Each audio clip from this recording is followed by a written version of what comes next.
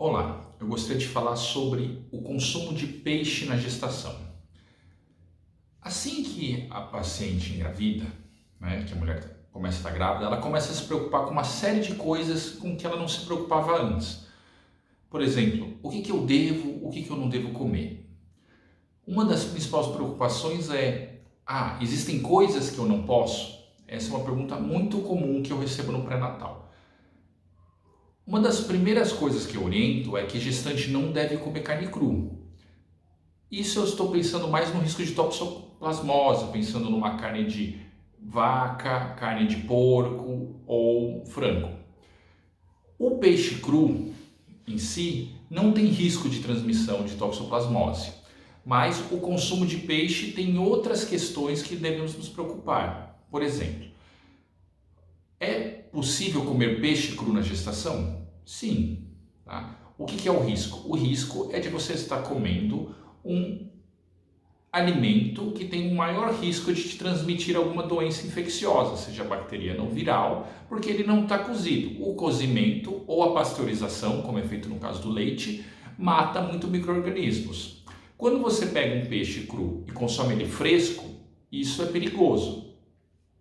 Não recomendo que ninguém coma peixe cru fresco. Se for para comer peixe cru, tem que ser num lugar que você saiba que ele congela o peixe e depois descongela. Isso já vai matar muitos micro-organismos. Mas assim, se for para ser mais seguro ainda, é melhor não comer peixe cru. Tá? Então, a minha recomendação para minhas pacientes é que gestação é um período delicado, não é uma doença, mas é um período que nós precisamos ter alguns cuidados especiais. E eu não recomendo às minhas pacientes comerem peixe cru.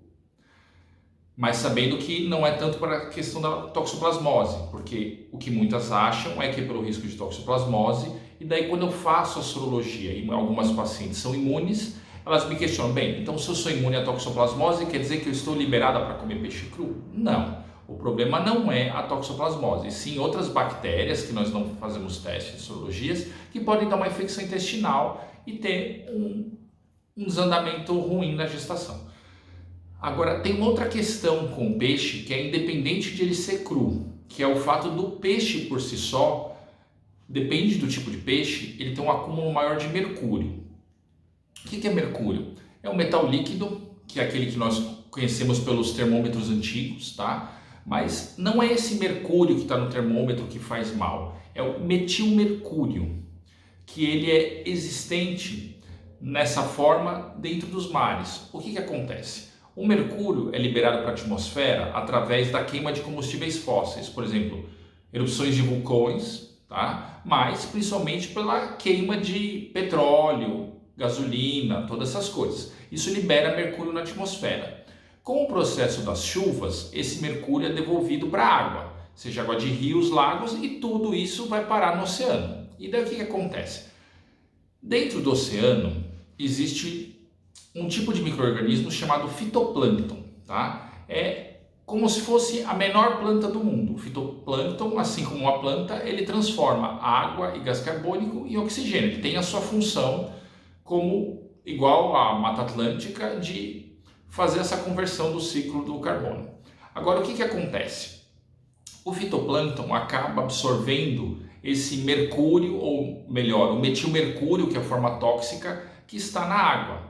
Então, ele acumula o fitoplâncton. Daí vai um peixe menor que se alimenta de fitoplâncton e vai consumindo esse fitoplâncton e vai acumulando mercúrio dentro desse peixe menor.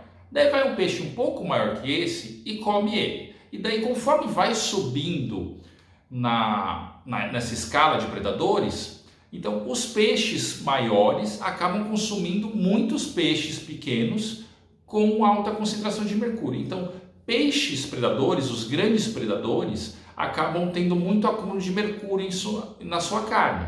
Tá? É muito difícil se intoxicar de mercúrio comendo peixe. Tá? Normalmente não é essa forma que acontece a intoxicação, mas, novamente, pela gestação ser um estado delicado, nós não orientamos comer certos tipos de peixe.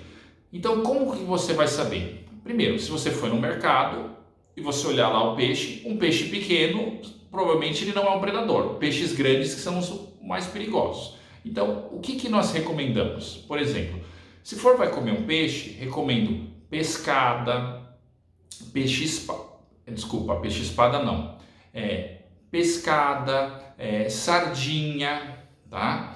Esses tipos de peixe, linguado, são peixes menores, são mais tranquilos. Peixes maiores, que são predadores, como o atum, apesar de todo mundo comprar muitas vezes do atum, pensar no atum na latinha, o atum é um peixe grande, é um grande predador dos mares. Então, o atum tem alta concentração de mercúrio, então não recomendamos que a gestante coma mais que uma vez por semana atum. Isso inclui outros peixes, por exemplo, cação, é um tipo de tubarão, também não recomendamos comer. Peixe-espada, um peixe grande, também não recomendo comer. Então, assim, é uma questão de bom senso.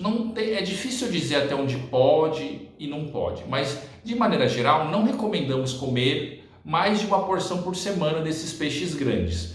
Os outros peixes podem ser comidos com mais tranquilidade, tá? Então, gostaria de lembrar, o importante na gestação é lembrar, é um estado de equilíbrio, então não se preocupe tanto com os extremos. Se você vai fazer as coisas com moderação, dificilmente você vai ter problema. Essa é a mensagem que eu gostaria de deixar para vocês. Obrigado.